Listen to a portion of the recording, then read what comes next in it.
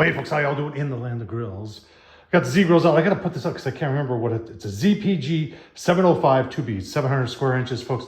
This thing is a phenomenal pellet grill, folks. If you're looking for a heavy duty, last forever, double wall insulation, PID controller, huge hopper, upper and lower shelves, outside shelves. This thing is, like I said, heavy duty is should be its middle name. Z-Grill's Heavy Duty ZPG. So we're gonna do some meatloaf today, and I'm gonna be, you know, if you watch my channel, Tom Horsman on YouTube, you saw that I've got this new MeatStick wireless meat probe, and I did a test on it without cooking, but inside the grill and inside the house. I was very impressed. So today we're gonna put it actually in some meat and then see how well it does. And at the same time, I'll show you how I make meatloaf without a pan. Yeah, panless meatloaf with bacon. Oh man. All right, so here's everything I use. I've got a little over 2 pounds of ground beef. One's 80-20, the other one's 90-10.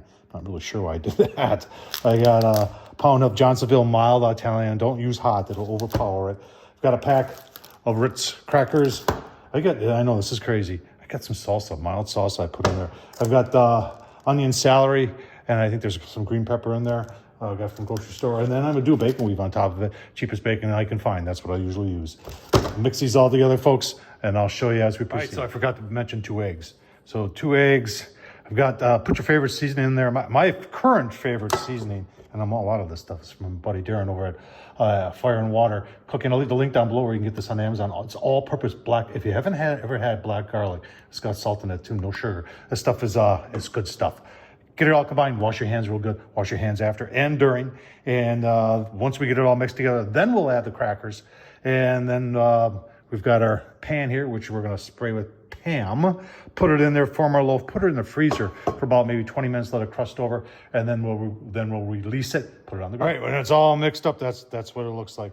Now I'm gonna spray Pam in my bowl here, get this in there, shaped up real nice, into the freezer. Like I said, just want to stiffen it up a little bit in the freezer. Then we're going to release it onto a cooking mat that can go on the grill. And we'll do the bacon weave on top. And then on the Z-Grills, it'll go. Super simple. 30 minutes in the freezer. I'm just loosening it up a little bit here. And got my frog mat right here. And we're just going to go like that. Perfect. Bacon weave on top of that.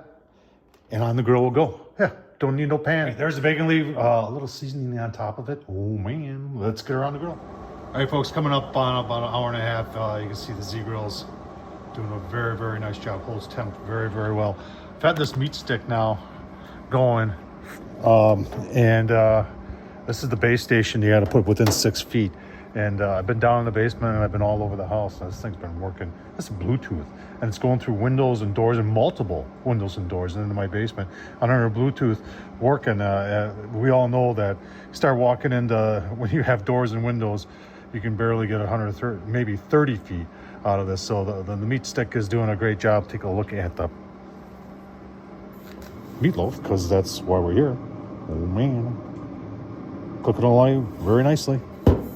Give you 1 or 2 more look-sees, and then obviously we'll show you an awesome smoked bacon-wrapped, formless, no pan meatloaf. All right, someone's gonna ask, well, I don't see much smoke from it. This grill smokes. 225 does a very nice job of smoking, and it just goes through its cycles, holds temp very, very well, and you don't have those big up and down cycles with the Z-Grills, folks, because the PID control. All right, you can see we're 2 hours and 47 minutes into it. Internals 132. Our ambient temperature in there is 207. I really don't trust that. That's so close to the meat that the heat of the meat affects that, and that's been steadily going up. The Z-Grills 226 set at 225. Just gonna take a quick look. We are gonna turn it up here. Look at that. Nice looking meatloaf right there. You got the pan underneath, make cleanup a lot easier. So we're gonna turn this up. And I tell you what, I'm going to check an ambient with something else just to confirm this 132. All right, the MeatStick says 132. We've got our Lightning from Thermometer.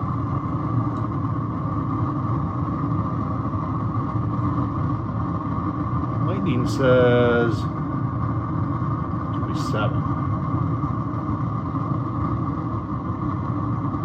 Oh, there you go. I went a little bit deeper. Should be right around where that probe is. So it's pretty close.